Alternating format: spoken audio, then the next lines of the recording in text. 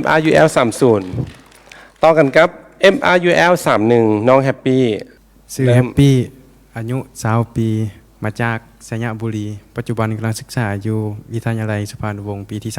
3จุดประสงค์ที่มาเวทีนี้ก็คืออยากก้าวข้ามขีดจำกัดของตัวเองเพราะตัวเองเป็นคนขี้อายบ่กล้าแสดงออกเลยอยากก้าวข้ามจุดนั้นเลยงานอดิเรกก็คือเล่นกีฬาเตะบาสตีแบดโดยมาแล้วเนาะจับเวลาเริ่มจากคณะกรรมการทำอีฟแดงน้องมายืนอยู่จุดนี้เนาะมือนี้เนาะน้องรู้สึกว่าก้าวผ่านแล้วก็รู้สึกว่าตัวเองมั่นใจขึ้นหลายบ่การรับหนึ่งทาเดี๋ยวเขารอบไปน่าจะมีโอกาสหลายกว่านี้ต้องทาเขาหอบว่าจังสิมั่นใจขึ้นหรือว่าอยากรู้ว่าตอนนี้นะมั่นใจขึ้นหลายสำใดแล้วเทียบจากตอนที่น้องยังบ่ทันมาการหลายอยู่ขึ้นหลายอยู่มีความกล้าขึ้นหลายอยู่ดีแล้วมินนี่ถ้าน้องมีโอกาสได้แสดงศักยภาพหรือว่าเฮ็ดหยังก็ได้ในนี่ให้กรรมการทุกคนประทับใจน้องจะแสดงหยังอยากจะแสดงได้ให้โอกาสน้องตอนนี้เลยน้องเฮ็ดหยังก็ได้ร้องเพลงก็ได้เต้นก็ได้หรือไม่หยังก็ได้ให้กรรมการประทับใจอะไรก็ได้เพื่อลดความตื่นเต้นของน้องได้หมดเลยทุกอย่าง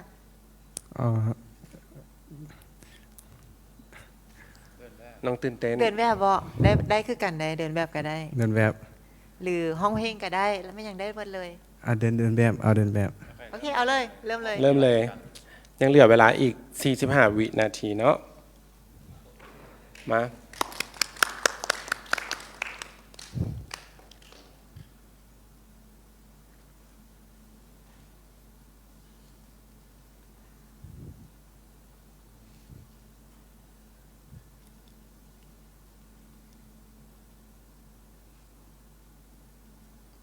น้องว้าวโบเก่งแต่เน้นเดินแบบให้เบิ่งยังเหลือเวลาอีก16วินาทีเอ๊ะเปล่าเหรอน้องคิดว่าจุดเด่นของน้องเป็นอย่างห้อยยิ้มเบิ้ลแล้วอ่ะยิ้มให้พวกเอ้ยเบิ่งเน่ครบเวลาพอดีนะพอดีเลยเนาะพอดีห้อยยิ้มเฮ็ดให้ป้าแฮปปี้เนาะเอื้อยแฮปปี้แม่นแล้วโอเคคีย์เวิร์ดของน้องแมนความหักในตัวเอง self love 30 วินาทีจับเวลาความฮักในตัวเองก็คือเฮามีความฮักเฮาต้องฮักตัวเองให้หลายกว่าบุคคลอื่นเฮาต้องมีความฮักระดับหนึ่งที่จึงจะไปฮักคนอื่นได้โดยเข้าใจน้องแฮปปี้หลายๆเข้าใจต่อกันกับ MRUL 32สบายดีท่านประธานและคณะกรรมการหมดทุกคนน้องซื้อทองวันแดงวรเสนอายุ24 ปีตัวน้องเองน้องมีไอดอลเป็นพิชาเล็มเจริญรัตน์และมีไอดอลเป็นกิโนวงสัมพันธ์ซึ่งเป็นมูของน้องเองและน้องก็มีไอดอลเป็นไอบ๊อบบี้ยุพรัตน์เพชรธานีซึ่งพวกเขาทั้ง3คนล้วนแล้วแต่เป็นแรงบันดาลใจให้น้องอยากเรียนภาษาอังกฤษให้เก่งขึ้นถึงวันนี้น้องอาจจะเป็นคนที่เว้าภาษาอังกฤษบ่เก่งหลายที่สุดแต่น้องก็เป็นคนที่สุดที่มีความพยายาม Hello everyone, my name is Thongwan Dengwalasen. I am 24 years old and I am from Phongsalit province, the lands of highest mountain. I am here, it is not only my dream, but it's my family's member dream as well. And if I could describe myself for 3 words, I would say I am resilient, and I am empathy, and I am ready to learn, ready to change, ready to improve, and ready to be your next Mr. Universe ลาว 2026 น้องเชื่อว่าองค์กร Mr. Universe ลาวบ่ได้ต้องการแต่ผู้ชายหรือว่าวัยหนุ่มลาวที่มีแต่ดีแต่รูปร่างลักษณะและหน้าตาแต่น้องเชื่อว่ายังต้องการบุคคลที่มีความรับผิดชอบและมีวินัยในการที่จะเป็นตัวแทนที่ดีที่สุดของประเทศลาวเฮาที่น้องมาในมื้อนี้น้องบ่ได้มาเพื่อจะเอาประสบการณ์แต่น้องมาเพื่อที่จะได้เป็นตัวแทนของประเทศลาวเฮาและ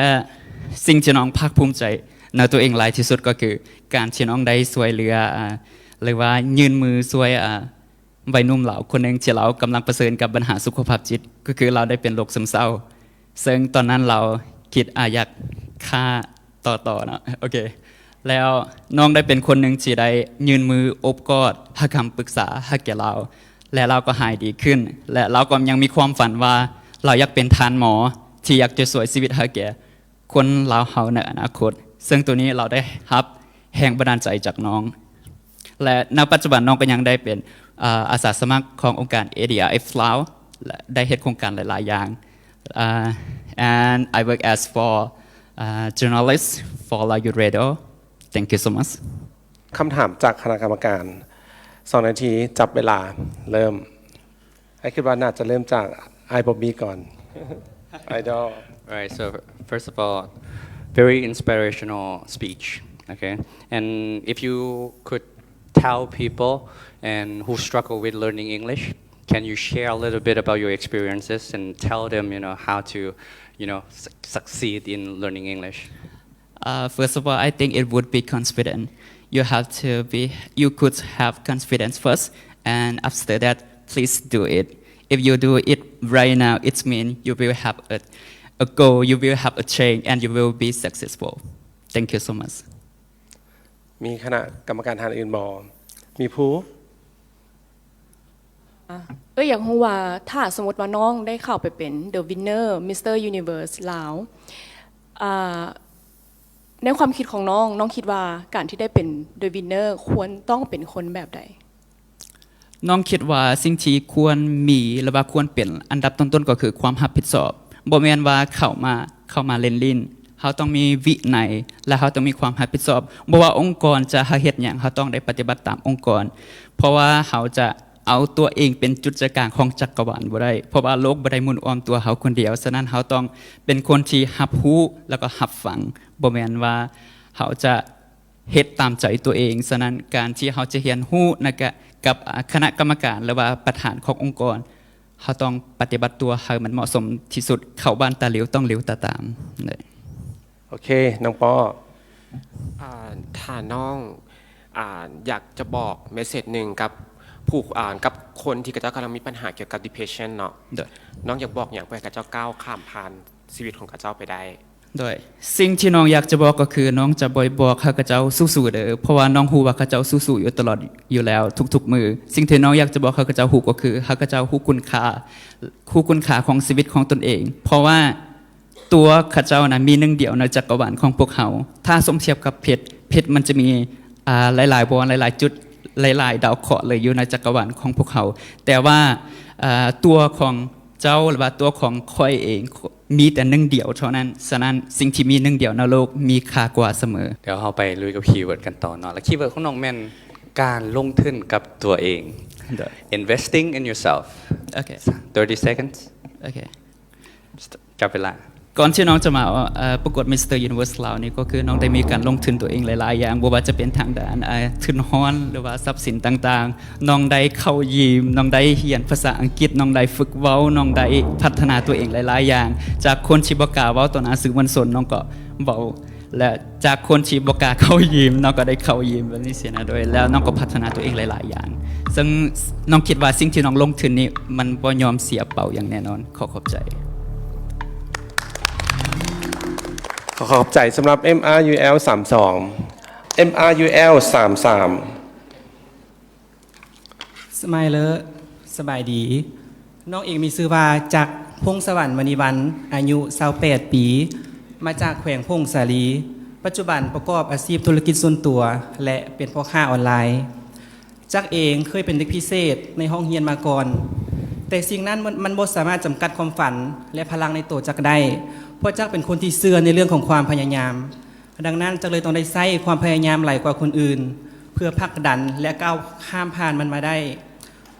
และมีหลายอย่างในชีวิตที่ต้องการได้ย้อนความพยายามดังนั้นมื้อนี้จะมีเสียงที่จะเว้า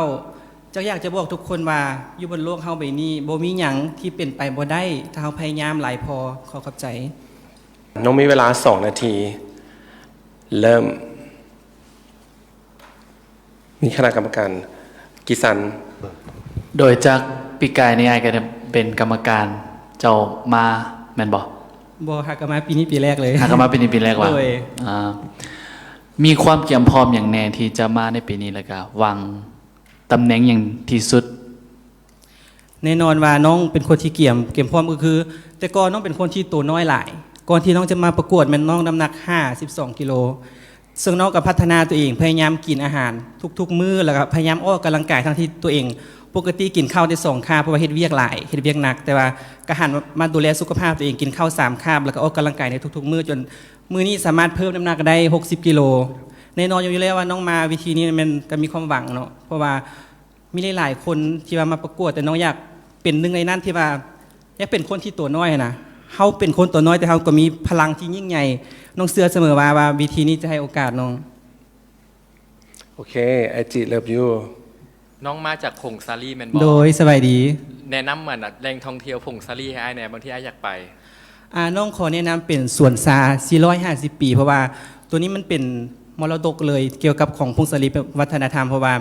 เป็นซาที่ว่าแซ่บน้องคิดว่าทั่วประเทศเราซาที่แซ่บที่สุดน้องกล้าว่าได้เลยว่าเป็นซาของพงศรีแล้วก็อีกอย่างหนึงก็คือเหล้าเขียว ซึ่งเป็นเอกลักษณ์ที่ว่ามีมาแต่เดิมของชาวพงศรีเฮา ไอแดง36วินาทีสุดท้าย โดยจุดเด่นในตัวน้องแม่นหยัง น้องคิดว่านี่แหละความมั่นใจแล้วก็ความตัวน้อยเพราะน้องบ่เอาตัวเองไปเทียบกับคนอื่นเพราะว่าน้องว่ามันคือความมั่นใจเพราะว่ามนุษย์เฮาทุกคนมีความแตกต่างมีความหลากหลายหลายสีผิวหลายเสื้อชาติหลายศาสนาหลายเพศแล้วก็หลายส่วนสูงน้องว่ามันคือความงดงามของชีวิตมนุษย์เฮา หมดเวลาพอดีต่อกันกับคีย์เวิร์ดเลย และคีย์เวิร์ดของจากแมนการยอมรับ acceptance 30 วินาทีจับเวลา น้องคิดว่าสิ่งนี้เป็นสิ่งที่สำคัญหลายโดยการยอมรับเพราะว่าเฮาควรยอมรับตัวเองก่อนที่เฮาจะยอมรับคนอื่นได้เฮาต้องยอมรับตัวเองก่อนเพราะมันเป็นสิ่งที่สำคัญหลายการยอมรับตัวเองเป็นสิ่งที่สำคัญเพราะว่าเฮาจะบ่เฮ็ดหยังประสบผลสำเร็จได้ถ้าบ่ยอมรับความคิดเห็นตัวเองและความคิดเห็นของคนอื่นนำเพราะเป็นสิ่งนี้เฮาจะสามารถอยู่ร่วมกันอยู่บนโลกนี้อย่างมีความสุขแน่นอนถ้าเฮาเข้าใจและยอมรับซึ่งกันและกันความแตกต่างหลายอย่างในชีวิตขอขอบใจ ไปเลยเข้าใจน้องหลายๆ ขอบใจ ขอให้น้องโชคดีเนาะต่อกันครับ MRUL 34 สบายดีน้องมีชื่อว่าซันเดอร์อายุ19 ปีสูง1.70 ตอนนี้เป็นบาร์เทนเดอร์แล้วก็เป็นสร้างแปลงรถแล้วก็เป็นนักศึกษาปี 2 อยู่ที่ปาปาซักตอนนี้ฝึกงานอยู่แล้วก็สิ่งที่น้องอยากมาเวทีนี้ก็คือน้องอยากพัฒนาตัวเองให้ไกลกว่านี้เพราะว่าน้องมีเป้าหมายคือความสำเร็จในตัวเองแล้วก็การเบิ่งแยงคนอ้อมข้างแล้วก็อยากเป็นตัวอย่างให้กับวัยหนุ่มลาวว่าโตเฮาถึงสิตุยเตี้ยแต่ว่าเฮาก็ไปได้ไกลคือคนอื่นไปแล้วก็สิ่งที่น้องอยากซื่อถึงคือความเป็นตัวของตัวเองของน้องคือเป็นบาร์เทนเดอร์มันสามารถเลี้ยงตัวเองเลี้ยงครอบครัวแล้วก็ส่งน้องเรียนจบจนม.7 แล้วก็จบปี 2 ขึ้นจะต่อปี 3 เฮ็ดให้คนอื่นเห็นว่าอาชีพกลางคืนอาชีพบริการเฮ็ดให้คนอื่นเห็นว่าเขาสามารถเลี้ยงตัวเองได้แล้วก็เลี้ยงครอบครัวได้ขอบใจคำถามจากคณะกรรมการน้องมีเวลา2 นาทีไอ้แดง ไผคือแรงบันดาลใจที่เฮ็ดให้น้องอยากมาประกวด โดยขอบใจสำหรับคำถามแรงบันดาลใจเฮ็ดให้น้องอยากมาประกวดคือพ่อลุงของน้องก่อนที่พ่อลุงจะเสียพ่อลุงได้เว้ากับน้องว่าจงเป็นคนกล้าแสดงออกกล้าเฮ็ดในสิ่งที่ตัวเองมักกล้าเฮ็ดในสิ่งที่ผู้อื่นบ่กล้าเฮ็ดคือการแสดงออกการกล้าหาญเพราะว่าการแสดงออกการกล้าหาญมันบ่ได้เป็นเรื่องน่าอายเลยมันเป็นเรื่องน่ายินดีที่เฮ็ดให้คนอื่นเห็นถึงศักยภาพของตัวเฮาเองขอบใจน้องอเล็กเมื่อกี้ไอเห็นน้องว่าตัวเองตุยเตียแล้วเสี่ยวอย่างมาโซให้เฮาเด่นกว่ากันที่บอกเฮาว่าตุยเตียต้องนับระยะไปก่อน5 เดือนก่อนน้องน้ำหนักเกือบ70 โลแต่ตอนนี้น้องเหลือเพียง63 โลน้องมีความพยายามมีเป้าหมายถ้าเฮามีเป้าหมายเฮาจะสามารถเฮ็ดได้คือน้องสามารถลดน้ำหนักได้ถึง 5-6 โลภายใน 4-5 เดือนก่อนจะออดิชั่นและเฮ็ดให้น้องมีเป้าหมายว่าเฮาเฮ็ดได้แน่นอนที่จะสู้กับคนอื่นมีดีเฮาก็มีดีบ่ต่างจากคนอื่นน้องกิสันถ้ามีคนบูลลี่เจ้าจะรับมือกับคนที่บูลลี่เจ้าแนวใด คือกับการบูลลี่คนอื่นเราต้องยอมรับในตัวเองก่อน ถ้าเขาเว้ามาเราบ่จำเป็นต้องใส่ใจในสิ่งที่เขาเว้าเพราะเรามีความสามารถในตัวของเราอยู่แล้วเราต้องย้อนกลับไปเบิ่งว่าเขาบูลลี่เราแนวนี้เราควรปรับเปลี่ยนบ่หรือว่าเปลี่ยนแปลงสิ่งที่เขาเว้ามาถ้าว่าเขาเว้ามาโดยบ่มีเหตุผลเราก็บ่จำเป็นต้องฟังเสียงอ้อมข้างเพราะว่าการฟังเสียงอ้อมข้างมันบ่ได้มีผลกระทบต่อการดำรงชีวิตเราเลยเราสามารถดำรงชีวิตด้วยตัวเองบ่จำเป็นต้องฟังเสียงอ้อมข้างหลายจนเกินไปขอบใจโอเคเหลือเวลา5วินาทีน่าจะบ่ทันละ บ่ทันแล้วเนาะว่าสิถามคำถามว่าคันน้องเป็นบาริสต้าเนาะคันเสิร์ฟเมนูนึงให้เอ้ยมีผู้เนาะสิเสิร์ฟเมนูหยังเนาะแต่ว่าบ่เป็นหยังเนาะหลังใหม่เนาะอย่างนี้เมนูเอสเปรสโซ่มาร์ตินี่น่าจะเข้ากับบุคลิกเอ้ยเราที่สุดโอเค Espresso Martini ขอคีย์เวิร์ดเนาะคีย์เวิร์ดของซันแมนการเปลี่ยนแปลงภูมิอากาศ climate change 30 วินาทีจับไปละด้วยการเปลี่ยนแปลงภูมิอากาศคือการเปลี่ยนแปลงบุคลิกคล้ายคือกับการเปลี่ยนแปลงบุคลิกของตนเองจากจุดหนึ่งไปหาจุดหนึ่งเส้นการเปลี่ยนแปลงสถานที่ที่เฮาอยู่คือปรับบุคลิกตัวเฮาเองให้เข้ากับสถานที่นั้นๆคือปรับกาลเทศะให้เบิ่งตามกาลเวลาและเทศะสถานที่ให้คนอื่นรู้ว่าเฮาสามารถเปลี่ยนแปลงและปรับปรุงตัวเองได้อย่างสม่ำเสมอและสามารถเข้าสู่สังคมที่มีความก้าวหน้ากับตนเองได้ขอบใจขอบใจน้องซันหลายๆ MRUL 34ขอให้น้องโชคดีขอบใจต่อกันครับ MRUL 35น้องดิษพร้อมแล้วแนะนำตัวเลยสวัสดีคณะกรรมการน้องมีชื่อว่าคำประดิษฐ์ดาติประเสริฐหรือชื่อดินว่าดิษอายุ20 ปีมาจากแข้งจังหวัดสักปัจจุบันน้องยังศึกษาอยู่สถาบันเศรษฐกิจการเงินภาคใต้สาขาการเงินการบัญชีปีที่2น้องมาเวทีนี้เพื่ออยากมาเป็นแห่งบันดาลใจให้คนดาวหันมาดูแลสุขภาพเพราะน้องเป็นคนที่เคยอ้วนมาก่อนแต่อยากเป็นแห่งบันดาลใจให้คนดาวที่บ่กล้าผ่านกล้าคิดแต่น้องก็เฮ็ดมันได้แล้วความสามารถพิเศษมีอย่างตื่มบอความสามารถพิเศษของน้องคือมีวินัยและความอดทนถามตอบกับคณะกรรมการพร้อมแล้วเริ่มจับเวลามินนี่แต่ก่อนจะถามจะบอกน้องเด้อความอ้วนบ่เป็นข้อด้อยความอ้วนบ่เป็นขีดจำกัดของตัวเองจงเชื่อมั่นแล้วก็เฮ็ดในตัวเองคำถามของก็คือเจ้าเฮ็ดแนวใดให้กับเวทีเฮ็ดแนวใดให้กับกรรมการสนใจเจ้าน้องจะดึงดูดศักยภาพของน้องไปสู่เวทีสากลมีวิธีเฮ็ดแบบใดที่จะมั่นใจคณะกรรมการน้องจะใส่วินัยและความอดทนของน้องและความมั่นใจของน้องไอ้แดงน้องบ่คิดว่าหน้าตาสิมาใจกรรมการบ่น้องว่าหน้าตาเป็นส่วนแต่ว่าที่เป็นส่วนที่สุดก็คือความสามารถแหละน้องคิดว่าน้องรอบ่น้องคิดว่าน้องกับผู้นึงนี่แหละสิ่งที่อยากทำถ้าตอนนึงจีบน้องสิมักแล้วบ่แน่นอนน้องต้องมักแล้วโอเคขอบใจตอนนี้ต่อกันครับตอนนึงเลยอันรูปที่ตัวส่งมาประกวดในตัวทายดนละมาโดยทายดนเนี่ยแม่นบ่อยากบอกว่าคันสิประกวดอีหยังอีกะยาบ่ให้ใส่รูปนี้เพราะว่ารูปน่ะบ่รอเลยแต่ว่าตัวจริงตัวรอหลายโดยขอบใจสำหรับคำแนะนำเป็นความในใส่ของเด้อโดยคำถามจากไอซุกิเห็นเจ้าว่าเนาะกำลังศึกษาอยู่ที่คณะบัญชีการเงินเนาะอยากถามว่าเห็นเขาเจ้าว่าเนาะเงินซื้อทุกอย่างบ่ได้แต่ว่าทุกอย่างต้องใส่เงินเจ้าคิดแนวใดกับคำนี้น้องมาเป็นความจริงเพราะว่าทุกอย่างต้องใส่เงินบ่ว่าสิไปใส่ถ้าเฮาบ่มีเงินคนอื่นอาจสิบ่เห็นค่าเฮาบ่ว่าแต่พี่แต่น้องโดยอีก15วิมีผู้15วินาที10วินาทีสุดท้ายนอกจากความหล่อความสูงแล้วน้องคิดว่าน้องจะสามารถชนะคนอื่นได้ไหนน้องอาจสิบ่ได้หล่อบ่ได้สูงแต่น้องอาจจะมีศักยภาพและวินัยความอดทนของน้องหมดเวลาพอดีบ้าน้องทั้งรอทั้งสูงมาคีย์เวิร์ดใหม่ดีกว่าคีย์เวิร์ดของน้องแมนบุคคลต้นแบบ role model 30 วินาทีจับเวลาการที่เป็นต้นแบบที่ดีก็คือเขียนให้สังคมรู้ว่าเฮาเป็นคนหนึ่งที่เป็นต้นแบบให้สังคม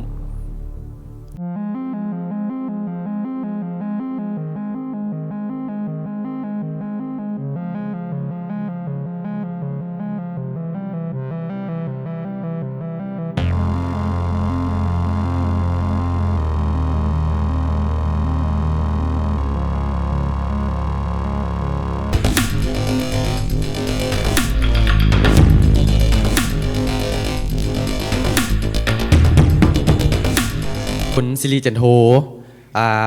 ปัจจุบันน้องอายุ18 ปีปัจจุบันศึกษาอยู่ที่วิทยาลัยเทคนิควิชาชีพการรถไฟซึ่งน้องมาประกวดเวทีนี้ก็ย้อนว่ามีความใฝ่ฝันอยากเป็นตัวแบบอยากเป็นตัวอย่างที่ดีให้แก่รุ่นน้องและก็รุ่นหลังที่กำลังจะรุ่นน้องรุ่นหลังที่เขาเจ้าโบกล้าที่จะแสดงออกและก็โบกล้าที่จะเว้าโบกล้าที่จะมาในเวทีอันยิ่งใหญ่แห่งนี้น้องเองก็มีความสามารถในทางด้านดนตรีซึ่งน้องเองก็เป็นนักร้องแล้วก็เป็นนักดนตรีสังกัดอยู่ที่วงออร์เคสตราไว้หนุ่มลาวซึ่งเป็นวงทำอิฐของประเทศลาวเลยน้องเองยังมีน้องเองยังมักช่วยเหลือคนแล้วก็ปัจจุบันสังกัดอยู่หน่วยกู้ภัยแห่งหนึ่งอยู่นครหลวงเวียงจันทร์และจุดดีของน้องก็คือน้องเองเป็นคนมักยิ้มมักหัวแล้วก็มักสร้างแหงบวกให้แก่คนอื่นคนอ้อมข้างให้คนอื่นหันมีความรู้ว่าเฮากะสามารถที่จะอารมณ์ดีแล้วก็เว้ากับคนอื่นได้แบบบ่ต้องอันนั้นแหละน้องเองกะเป็นคนมักเล่นกีฬาคนหนึ่งเนาะแล้วก็เป็นนักกีฬาบานตีของโรงเรียนหนึ่งในนครหลวงซึ่งเป็นนักกีฬาที่ถือว่าเด่นคนหนึ่งเลยแหละเนาะกะเว้าหลงตัวเองในนึง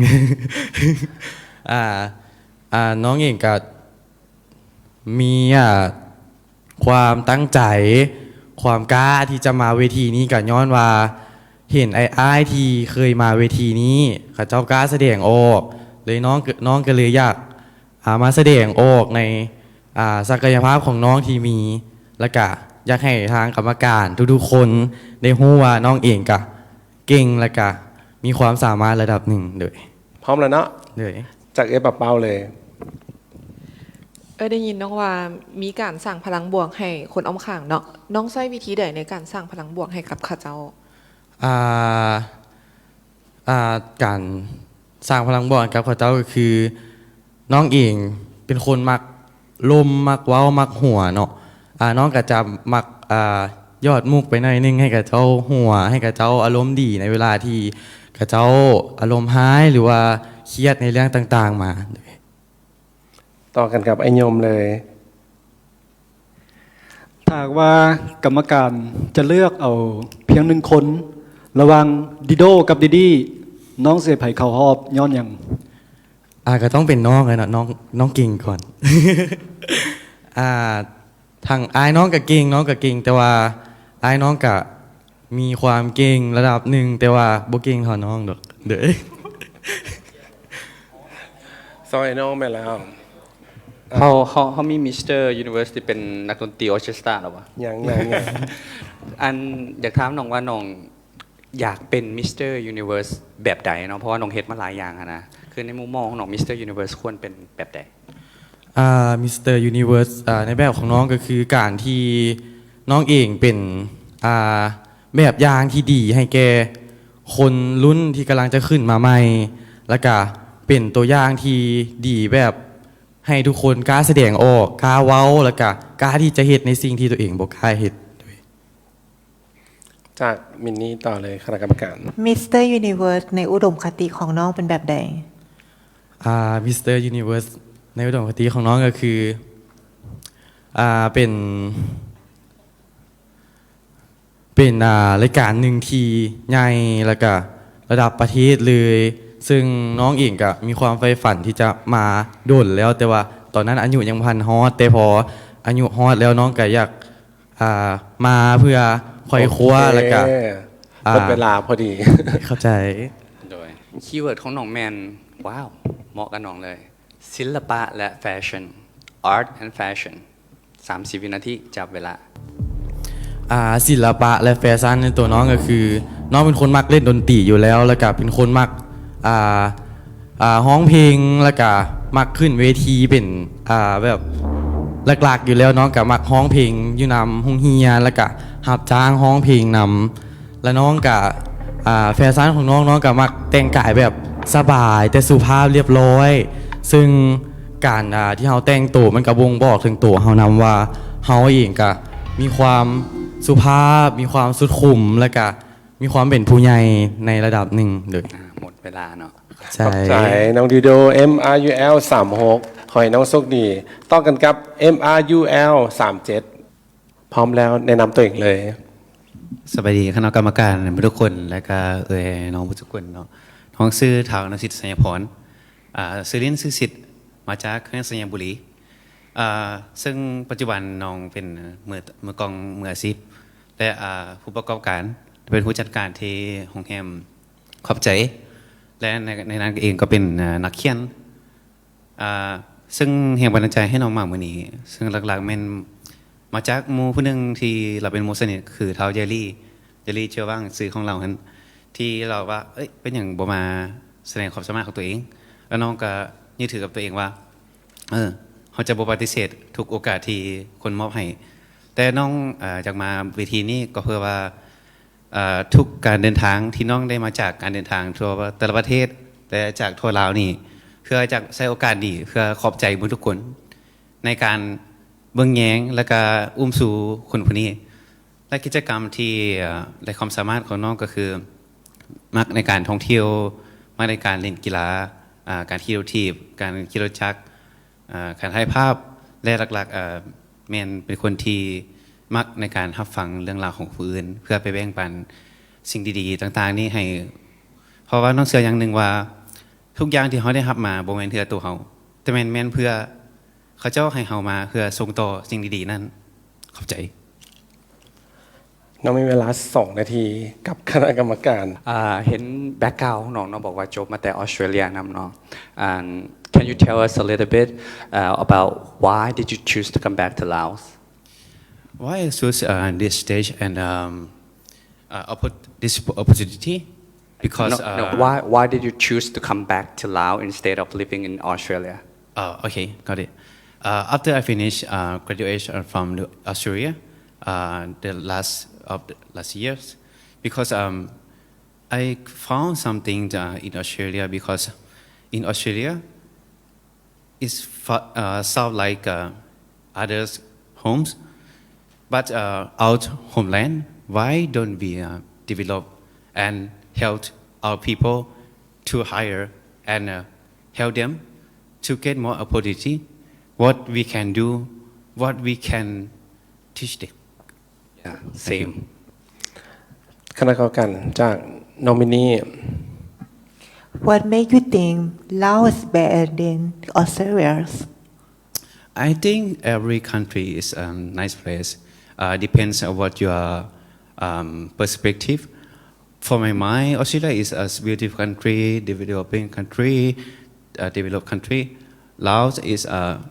as we know a developing country but we have something unique like a culture people and what many things we have that we can make more values Welcome home กรรมการท่านต่อไปไอ้สุริยมไอ้เห็นรูปโปรไฟล์ที่น้องส่งมาเนาะผมยาวเนาะเป็นอย่างจึงเปลี่ยนบุคลิกเป็นผมสั้นโดยอันนี้ต้องขอก่อนสิบอกกรรมการนะเพราะว่าตัวนี้เนาะได้เว้ากับเมย์แล้วก็ครอบครัวทุกคนว่าเฮามาแล้วมีจุดประสงค์นึงและเป้าหมายของเฮาก็คือเฮาอยากที่จะบวช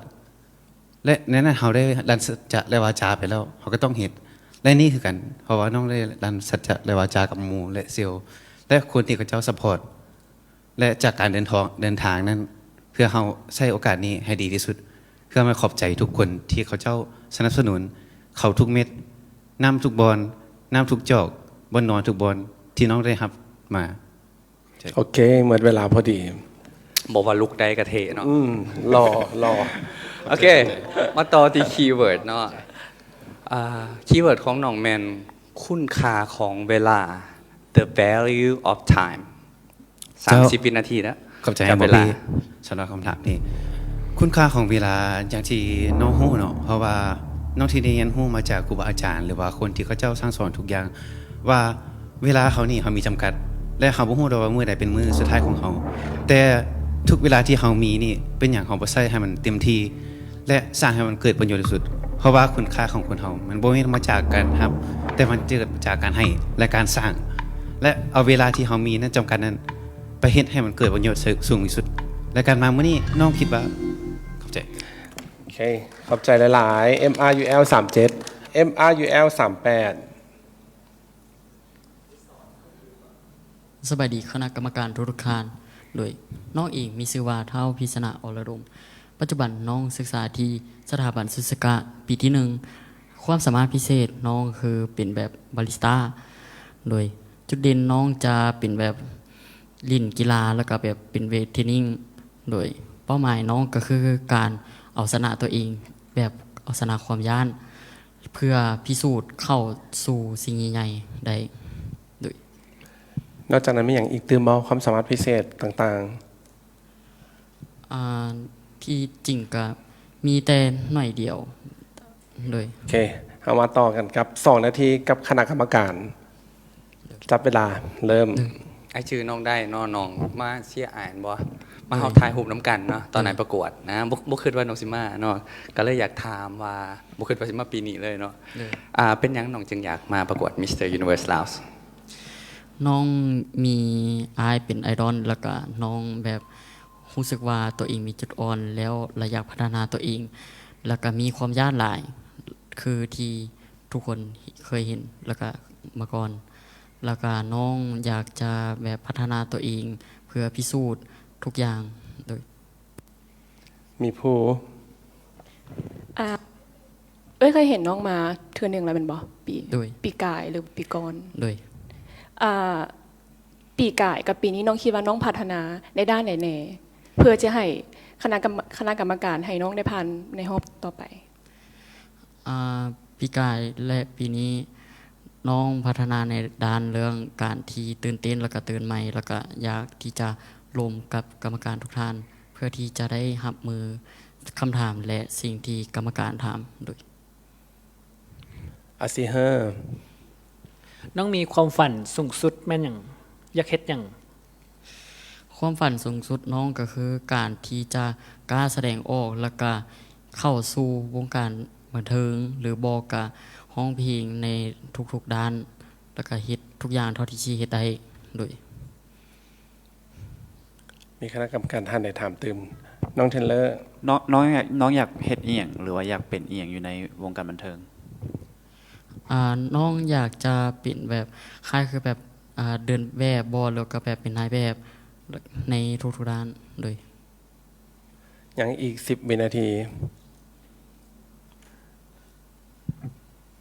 น้องย่านอย่างที่สุดเพราะว่าน้องได้ยินน้องว่าน้อง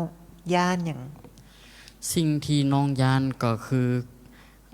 การที่จะแบบลมต่อหน้าทุกท่านแล้วก็หรือบอจะแบบกองประกวดน้อยๆที่เฮาเคยประกวดเฮาจะแบบเป็นคนแบบตื่นเวทีหรือบอกกับตื่นทุกคนที่แบบยืนอยู่ต่อหน้าพร้อมได้ความคาดหวังกับทุกคน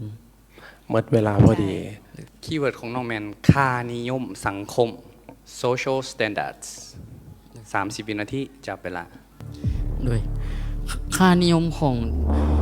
สังคมคือการที่เฮาจะยอมรับหรืออันใดอันหนึ่งที่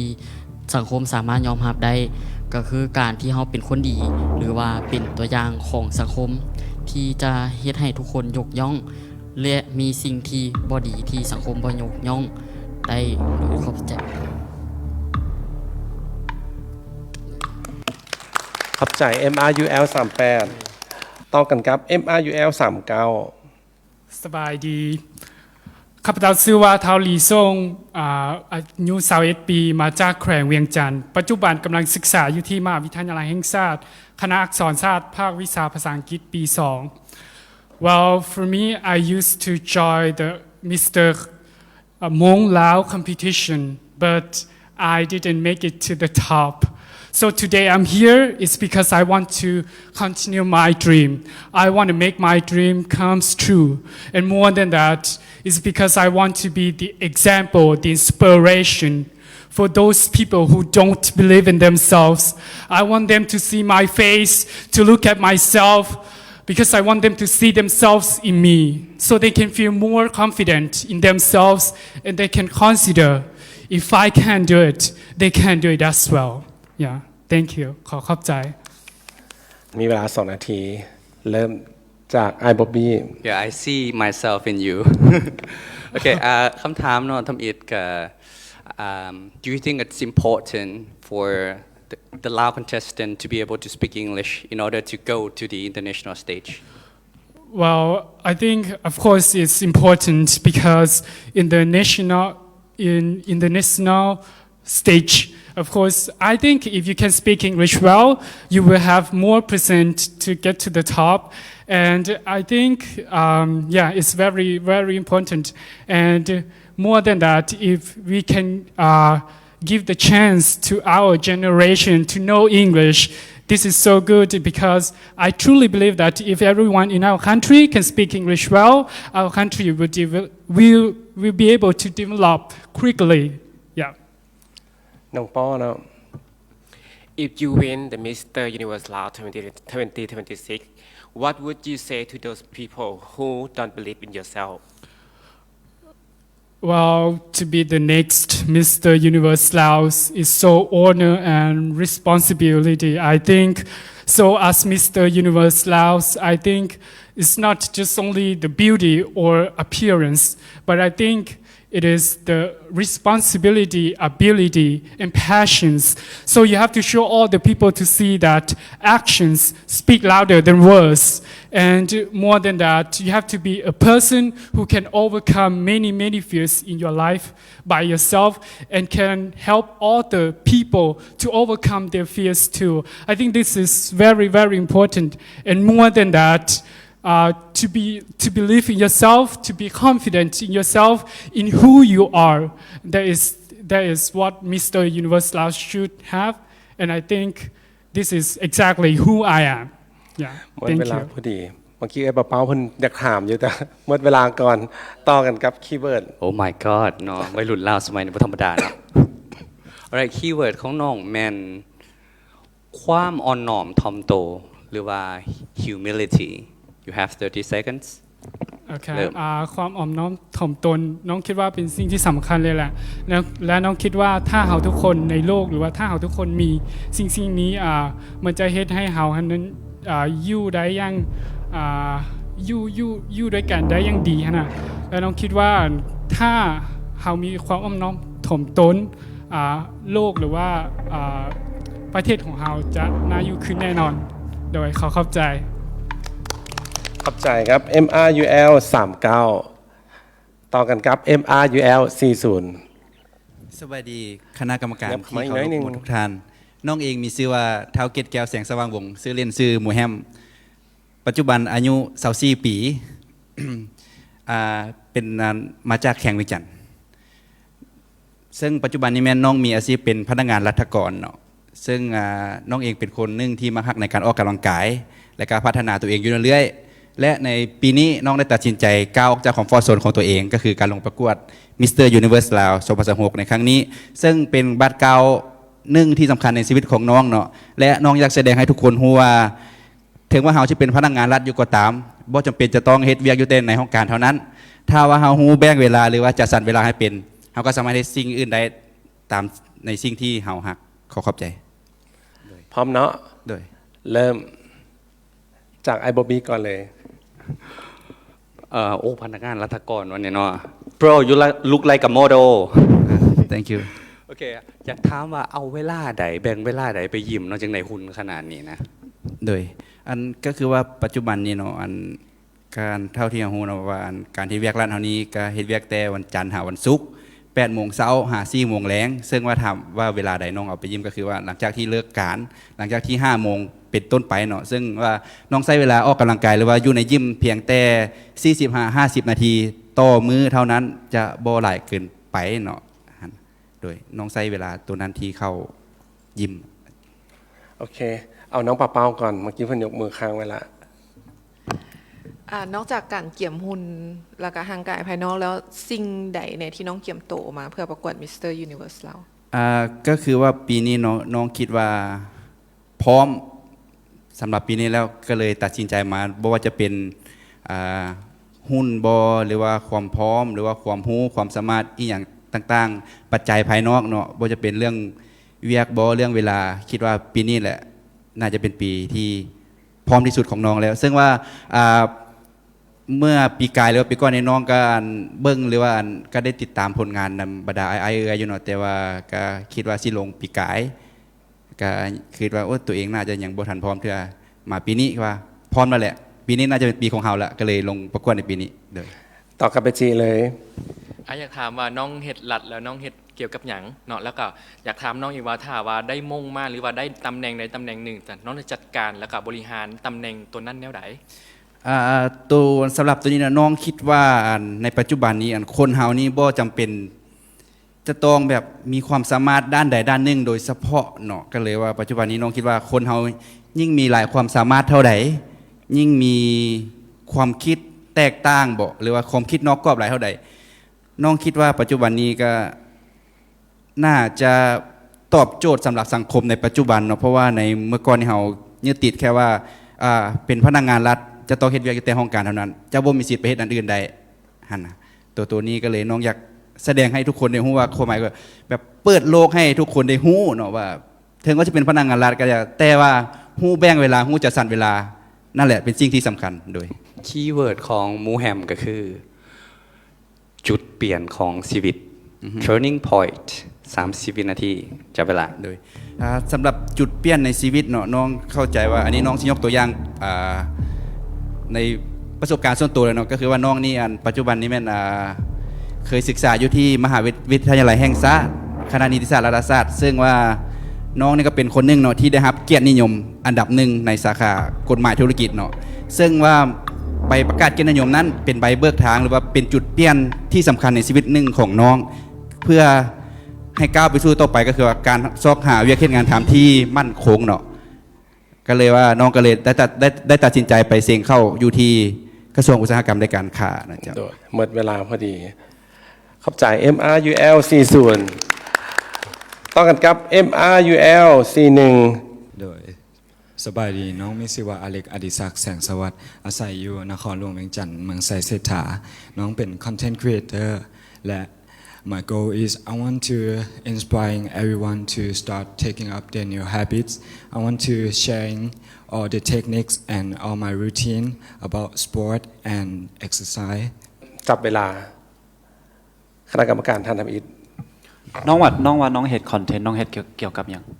เฮ็ดเกี่ยวกับการออกกำลังกายและก็รูทีนในแต่ละมื้อของน้องถ้าน้องได้มงใหญ่มิสเตอร์ยูนิเวิร์สน้องอยากเฮ็ดแคมเปญอีหยังหรือว่าอยากเป็นกระบอกเสียงอีหยังให้กับวัยหนุ่มน้องอยากให้ทุกคนกล้าที่จะลองออกกำลังกายเพราะว่าส่วนหลายแมนคนจะบ่กล้าออกกำลังกายเพราะย้านว่าจะมีคำบูลลี่และถึกคำที่เฮ็ดให้ทำร้ายหัวใจทำร้ายความรู้สึกเฮ็ดให้เขาบ่กล้าออกกำลังกายน้องก็เลยอยากสร้างแคมเปญรวมกีฬาหลายประเภทแล้วให้เขาลองมาสมัครและการแสดงออกเบิ่ง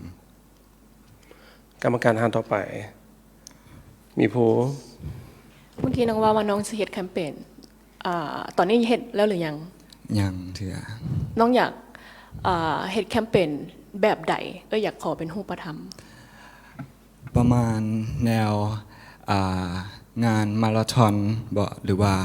เป็นงานไฮร็อกแนวใหม่ๆเพราะว่าช่วงนี้แมนไฮร็อกกำลังเป็นเทรนด์ที่ดังแฮงและมัน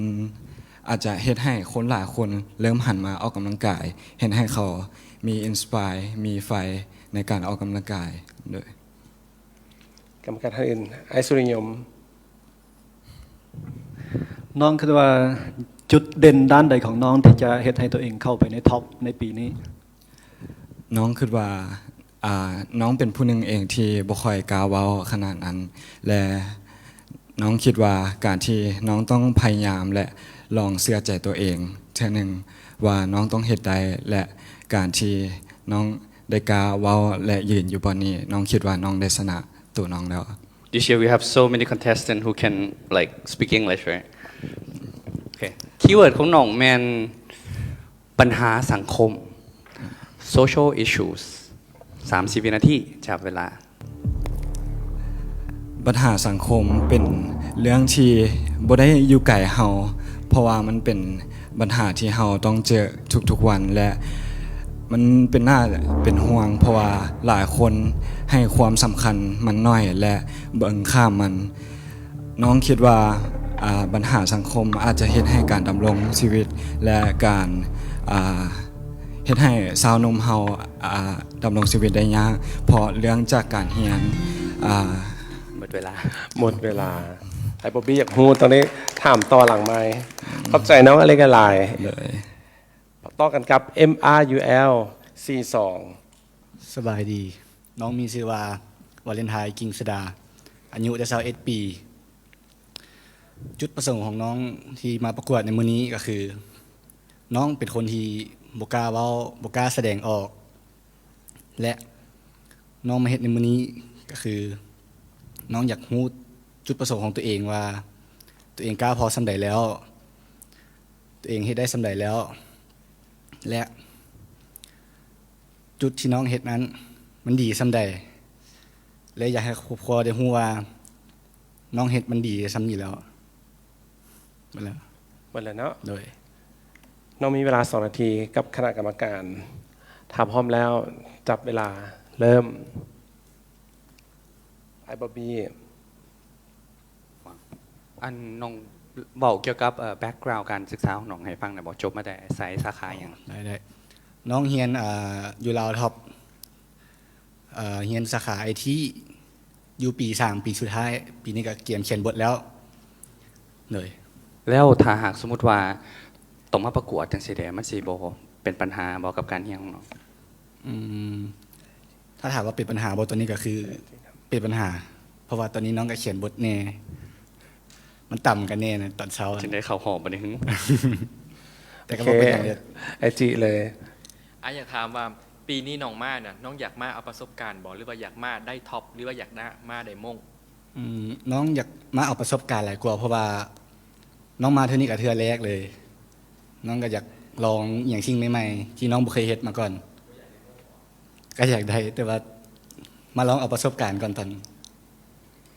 ต่อกันกับไอ้แดงเวทีนี้เป็นเวทีแรกที่น้องมาประกวดบ่แม่นรู้สึกตื่นเต้นบ่ตื่นเต้นอยู่เพราะมาเทื่อแรกแล้วอีหยังที่สิเป็นจุดขายจุดเด่นที่สิเอาชนะคนอื่นมันอาจจะเป็นการเว้ากันว่าของน้องการแสดงออกเพราะว่าที่ผ่านมาน้องก็บ่เคยแสดงออกบ่เคยแบบว่าเว้าในสิ่งที่ตัวเองบ่กล้าเว้าแต่ตอนนี้น้องก็แสดงมันออกได้มื้อนี้คันให้คะแนนตัวเองในการกล้าแสดงออกให้ตัวเองเท่าใดแล้ว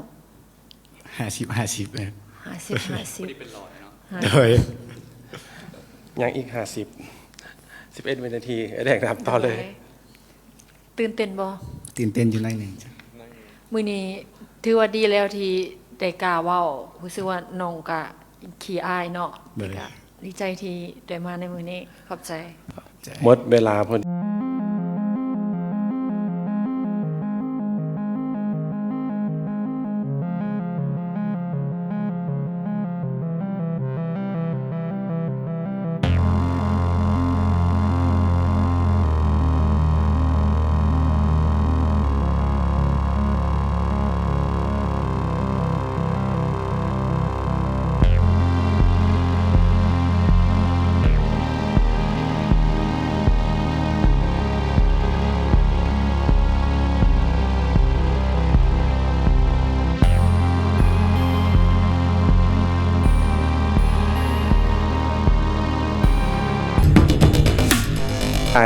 ต่อกันกับ MRUL C3 แนะนำตัวเลยสบายดีน้องเองมีชื่อว่าแบมบอยกิ่งแก้วอายุ26 ปีมาจากอัตตปือน้องมาประกวดเวทีนี้เพื่อเปิดโอกาสตัวเองได้เรียนรู้สิ่งใหม่ๆน้องเคยเป็นบ่ามาก่อนและเคยเลาะตามเวียงจันทร์เคยกินขี้เหงื่อแถวเวียงจันทร์มาก่อนแบบเคยติดคุกอยู่สงสงาแบบจนได้รับการบำบัดแต่น้องต้องมาแบบน้องตื่นเต้นแห้งตอนนี้น้องดีใจแต่เห็นกรรมการก็มาแบบน้องเคยแบบเสียสติมาก่อนนะแบบแต่น้องก็ขาดโอกาสแต่ว่าน้องก็ตั้งใจที่จะสู้เพื่อความสำเร็จของตัวเองอยากเป็นแบบอย่างที่ดีคือ เอื่อยที่พระที่ทุกคนได้นี่แต่ว่าน้องก็เฮ็ดให้มันได้ละมื้อนี้น้องขอขอบใจ น้องมีเวลา2 นาทีกับการคำถามจากคณะกรรมการ น้องมาของเพลง แล้วก็น้องมีเป็นเน็ตไอดอลของเอื่อยอเล็กซานดรา เรามีเวลา2 นาทีเนาะกับการตอบคำถามจากคณะกรรมการ เริ่มจากไอบอบบี้จับเวลา น้องสิห้องเพลงหรือน้องสิตอบคำถามก่อน ห้องเพลง โอเคจัดไปท่อนหนึ่ง เตรียมมาแล้ว กัลยาแห่งแดนจำปาลาว เจ้าคือสาวลาวผู้งามโสภางามน้ำใจใสปานเพชรลำค่ากิริยาท่าทีที่อ่อนหวานโอ้แก้วตา เจ้าคือนางสาวลาวผู้โสภา เจ้าผู้มีปฏิภาณที่แหลมคม มีมนุษยสัมพันธ์ที่น่าชื่นชมก้มหัวลงย่อมือพนม อมยิ้มทักทายสบายดี นางสาวลาวผู้โสภา เจ้าเป็นดังดวงดาราที่ลอยอยู่บนพื้นท้องนภา ให้เจ้าประกาศความเป็นลาวสู่โลกาด้วยกิริยาที่งามวิไลนางสาวลาวผู้โสภาขอบใจ ว้าวอ่ะยังเวลา48 วินาทีจากคณะกรรมการ ถามต่อได้ น้องป้อเลย มาของเพลงลาวมาคนเป็นลาว มาคนเป็นลาว โดยคำถามจากคณะกรรมการน้องป้อ โดยก็เห็นน้องบอกว่าน้องเคยผ่านจุดที่ค่อนข้างยากในชีวิตของน้องเนาะอันใดที่เป็นจุดเปลี่ยนให้น้องได้มายืนจุดนี้ได้ โดยกับเสริมนำในว่าหรือว่าน้องออกจากจุดนั้นได้จังใดแล้วก็หรือว่ามีไผซอยออกจากจุดนั้น พ่อแม่แบบตอนน้องเป็นบาปแบบน้องรู้สึกแบบถอดชุดแบบมีแต่คนรังเกียจแบบไปใส่มาใส่แบบมีแต่คนดูถูกมีแต่คนบูลลี่แบบบกกล้ายืนในสังคมเลยเขาต้องแบบสู้แบบไปใส่เขาต้องอายเข้าว่ามักเนี่ยมันเป็นบาปแบบเขาต้องแบบเข้มแข็งแบบสู้สุดๆแต่ว่าเขามีความฝันแต่ว่าเขาก็ว่าเขาบ่มั่นใจแต่ว่าเขาก็มั่นใจให้สุดเพราะว่าความฝันเท่านั้นที่เจตให้เฮาเข้มแข็งได้ถึงว่าเฮาจะบ่ได้เป็นหนึ่งในนี้แต่ว่าเฮาก็มีความสุขแล้วที่เฮาได้เฮ็ดมันขอบใจ หมดเวลาพอดี น้องเก่งลาย วันนี้น้องเก่งลาย บุคคลสาธารณะ public figure น้องมีเวลา30 วิ การที่เป็นบุคคลสาธารณะก็คือเป็นแบบอย่างที่ดีให้กับสังคมถึงว่าเฮาจะเป็นหลายบ่ดีแต่ว่าเฮาก็เป็นต้นแบบที่ดีเช่นถ้าเฮาเล่น Facebook ถ้าเฮาโพสต์นั่นโพสต์นี่ถ้าเฮาโพสต์ในสิ่งที่ดีโพสต์ให้ฮักลาวฮักโพสต์ดอกจำปาโพสต์ความเป็นลาวคือพวกเอ่ยพวกอายไปประกวดมิตรนั่นมิตรนี่แหละโพสต์แสดงโอกาสนั้นโอกาสนี้เนื่องในโอกาสนั้นนี้เฮาก็สามารถเป็นบุคคลสาธารณะได้ในความเป็นลาวขอบใจ ว้าวขอบใจน้องหลายๆขอให้น้องโชคดีขอบใจ MRULC3 ต่อกันกับ MRULCC คนสุดท้ายแล้วเนาะสำหรับวันนี้สำหรับรอบอินเทอร์วิว สบายดีน้องมีชื่อว่าเฟเดริกซิลินชื่อสุขสันต์อายุ21 ปีสิ่งที่น้องเคยเห็นมาก่อนแมนเป็นอยู่ในวงการบันเทิงเบื้องหลังหลายก่อนกับการแสดงออกทางการเต้นเพราะว่าเมื่อ 3-4 ปีก่อนนี้น้องจบอยู่ที่ศึกษาโรงเรียนโสดจิตตอนนี้ศึกษาอยู่โซสกะปีที่3แต่ดรอปเรียนไปเพื่อออกมาหาประสบการณ์หลายก่อนน้องเป็นคนนี้บ่ค่อยมักทฤษฎีมักลงตัวจริงหลายก่อนนะก็เลยแบบขอจบไว้ก่อนแล้วออกไปไล่ล่าความฝันตัวเองเดี๋ยวขอบใจ เริ่มจับเวลา น้องว่า จาก น้อง ไอเทนเลอร์เลย น้องว่าน้องดรอปเฮียนมันบ่เพื่อไป โดย ตามหาความฝันของน้อง โดย ความฝันสูงสุดของน้องแม่นหยัง น้องมักอยู่กันเบื้องหลังบันเทิงเห็นสิ่งที่แบบคนประสบความสำเร็จขึ้นมาแบบคือแบบตัวอย่างคือมิสแกนสีเห็นบ่น้องเห็นคนที่แบบบ่คือบ่มีใครฮู้จักมาก่อนอายุ10เป็นมงลงหรืออีหยังน้องมีความสุขในจุดนั้นหลายก่อน น้องเป็นคนที่บ่ค่อยมักอยู่เบื้องหน้า แต่มื้อนี้น้องมีโอกาสอยู่เบื้องหน้าก็เลยแบบลองมาเสี่ยงเบิ่งว่าตัวเองเฮ็ดได้บ่ แล้วย้อนอย่างน้องจึงอยากมาอยู่เบื้องหน้ามาประกวดเวทีนี้ ถามว่าน้องอยากอยู่เบื้องหน้าหยังคือหนึ่งน้องเห็นว่าในวงการเต้นของน้องที่พอน้องออกมาหั่นน่ะแม่นค่าใช้จ่ายอย่างต่างๆมันสูงเกินไปเลยว่าอีหยังล่ะคนเต้นที่คือน้องก็อย่าฟ้ากันเซาเต้นเบิดย่อมไปเฮ็ดเวียกเบื้องหลังหลายก่อนย้อนแบบมันบ่ตอบโจทย์หั่นน่ะก็เลยแบบสงสัยว่า ถ้าแบบมีมื้อนึงที่แบบเงินตัวนี้มันพับขึ้นอีหยังขึ้นที่เป็นจังได๋นะก็เลยอยากลองเบิ่งว่าที่เป็นจังได๋ แสดงว่ามานี่มาเอาเงินรางวัลแม่นบ่ บ่ก็หาประสบการณ์ให้ตัวเองเนี่ยเพื่อเอาไปศึกษาต่อว่าสิพัฒนาไปทางไหนต่อได้แน่หั่นน่ะ โดยไอ้เห็นน้องเว้าเรื่องเต้นเนาะแล้วก็เห็นแจสเจอร์ของน้องนะ แม่น จักหน้อยหนึงได้บ่โซทักษะการเต้นให้ จะต้องถามว่าสิเอาแบบแบบใดหมอลำเต้นแบบบาร์โฮสหรือว่าเต้น K-pop เอาแบบ K-pop K-pop เขาแบบ K-pop yeah โอเค1 2 3ประมาณนี้ฟิลบีบอย คณะกรรมการท่านอื่น ได้ได้ น้องอเล็ก เต้นเก่าได้ คำถามจากไออเล็ก โดยเฮานักเต้นนำกันเนาะ โดย ในมุมมองตอนนี้ย้ายจากการเต้นมาเป็นการประกวดแบบนี้ แน่ใจว่าน้องมักเพราะว่าสิ่งที่น้องเว้ามามันรู้สึกว่ามันยังบ่มีหยังที่ชัดเจนอันนี้ลองอธิบายตัวเองให้ฟังแหน่ น้องบุคลิกที่แบบเป็นคนกวนอยู่แล้วหั่นนะแล้วแบบถ้าอยู่เบื้องหน้าน้องกล้าแสดงออกอยู่แล้วเนาะอย่างฮู้ว่าบุคลิกของน้องมันจะเฮ็ดจังไดกับการเวทีนี้ได้บ่เพราะว่าคนคือพวกน้องคือแบบน้องคนหุ่นบ่สู้คนอื่นอยู่แล้วอะนะสิ่งที่น้องแสดงออกได้ก็มีแต่ความกวนๆหรือว่าเป็นตัวของตัวเองให้คนอื่นมีความคนที่อ้อมข้างมีความสุขหรือยิ้มออกมานำเฮาได้คนจากคนที่เคยเศร้าหรืออีหยังเห็นน้องบ่ก็ยังม่วนตลอดในคนที่อ้อมข้างน้องอะนะ หมดเวลาพอดี enjoy เนาะแล้วเป็นคน enjoy enjoy กับคีย์เวิร์ดกับไอบอบบี้เลย โอเคคีย์เวิร์ดของน้องแม่นความเสมอภาคทางโอกาส equal opportunities ความเสมอภาคทางโอกาสแม่น 30 วินาทีจับเวลา โอเคความเสมอภาคทางด้านโอกาสแม่นบ่ว่าจะอยู่ในแบบคนแบบคนพิการบ่หรือว่าคนที่แบบหลากหลายทางเพศบ่ว่าจะแม่นจะบ่ถูกตัดสินว่าเจ้าบ่ควรเฮ็ดสิ่งนี้แต่ข้อยเฮ็ดได้ข้อยก็อยากเฮ็ดเสียนะทุกคนจะมีสิทธิเสมอภาคในการเลือกที่สิ่งที่ตัวเองมักหรือบ่มักเลยคิดว่าแบบถ้าสมมุติว่ามีคนมาตัดสินว่าเจ้าบ่ควรเฮ็ดเจ้าฮู้เสมอว่าข้อยเฮ็ดได้หรือบ่ได้ข้อยอยากให้เจ้าเห็นว่าข้อยเฮ็ดได้บ่ก็เลยแบบโดย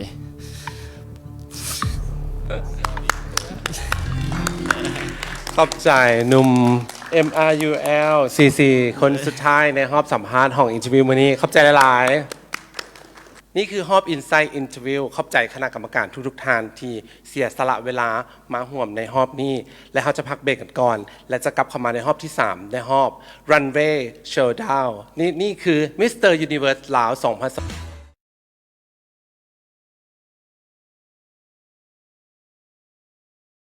ท้ายนั่นก็คือ Runway Showdown นี่คือบททดสอบที่หนุ่มๆจะได้มาโชว์ศักยภาพให้คณะกรรมการได้เห็นว่ามีดีแบบใดในรอบนี้และเราไปรู้จักท่านคณะกรรมการที่มาในรอบนี้ขอต้อนรับท่านคณะกรรมการทุกท่านที่มาให้คะแนนในรอบนี้และเราจะไปพบกับ Mr. Universe ลาว2026ในรอบ The Runway Showdown เริ่มต้นกันกับ MRUL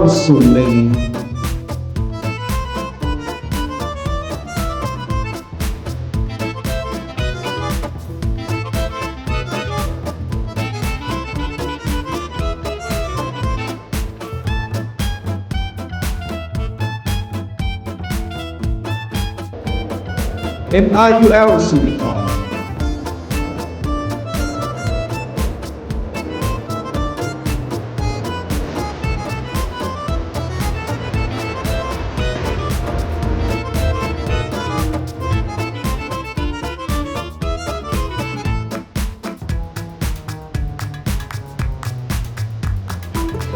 02MRUL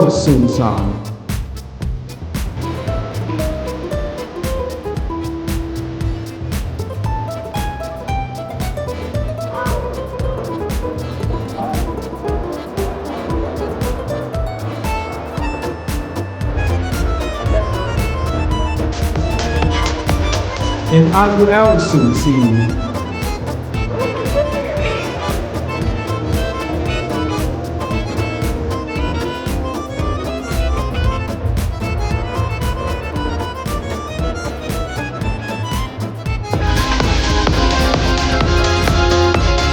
04MRUL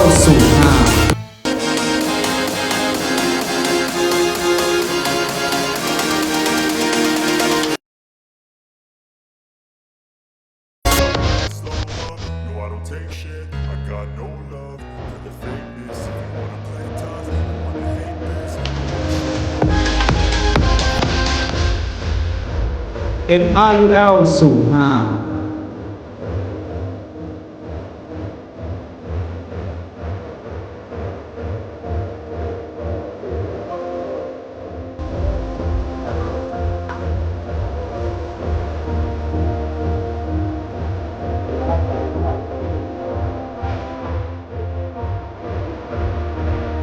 MIUL 06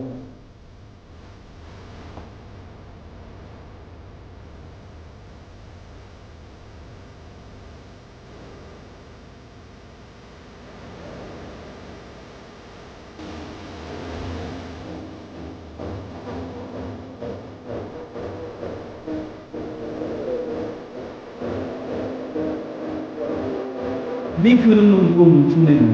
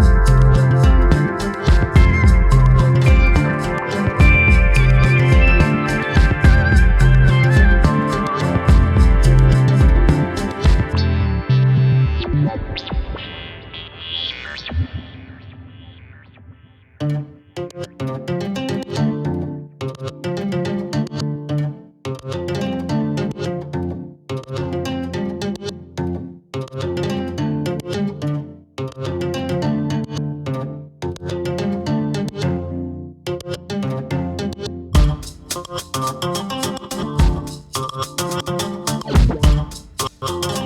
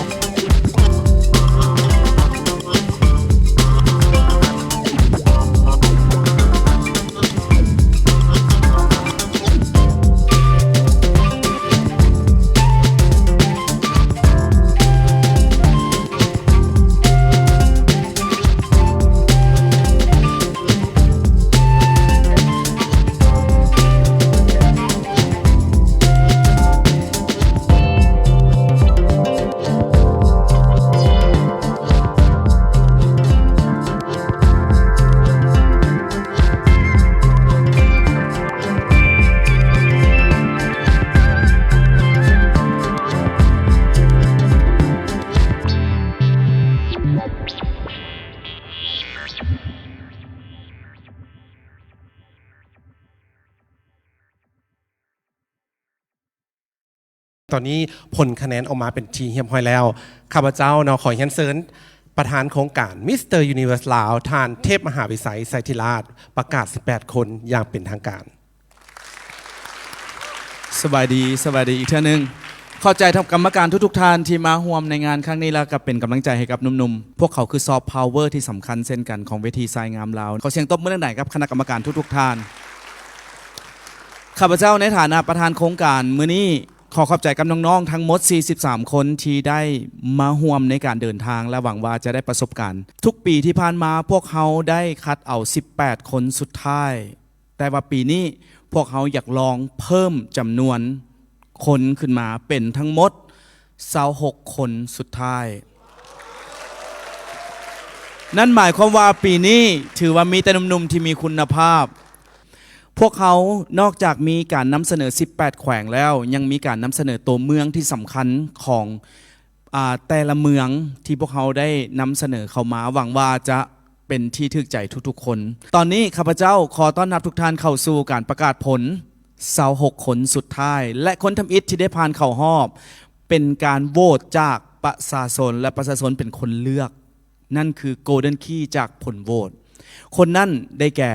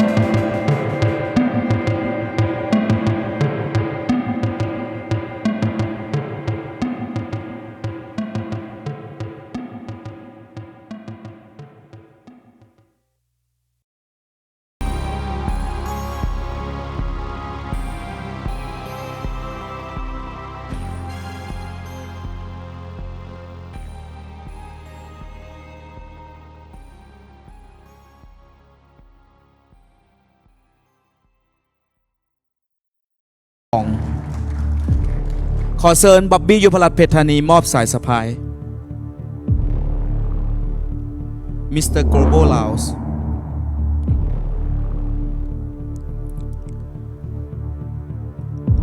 คนที่ 8 ที่คณะกรรมการได้เลือก MRUL 18 สันอนุสาสีหาราชตัวแทนนำเสนอแขวงเวียงจันทน์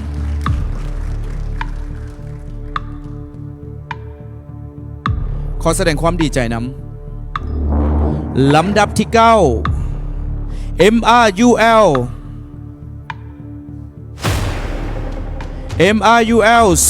03 นาโนโนสีบุญเฮืองตัวแทนนำเสนอแขวงบ่อลิคำไซ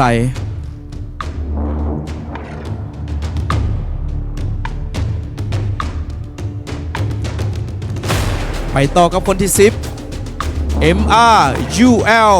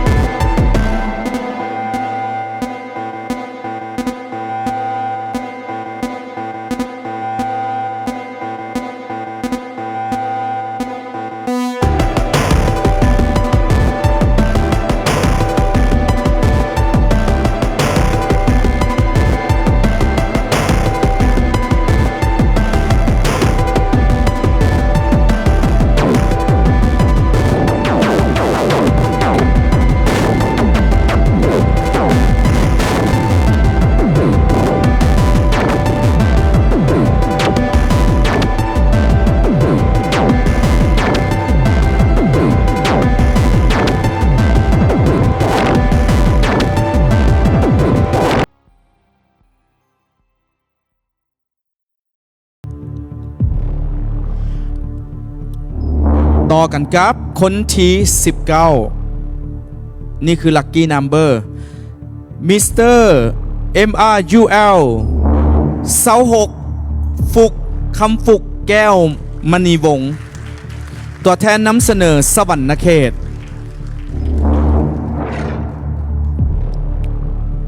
เหลือน้อยลงเรื่อยๆ MRUL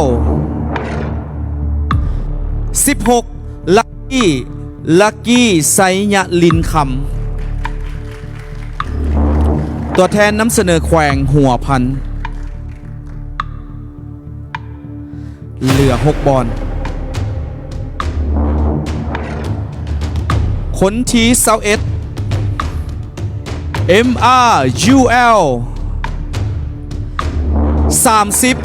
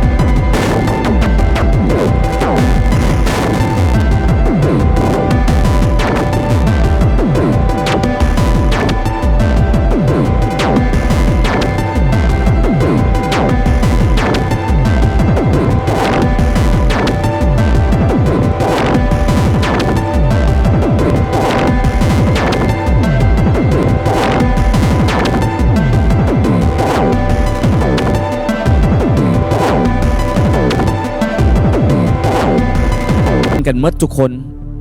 เพียงแต่มื้อนี้การเดินทางต้องมีแต่26คน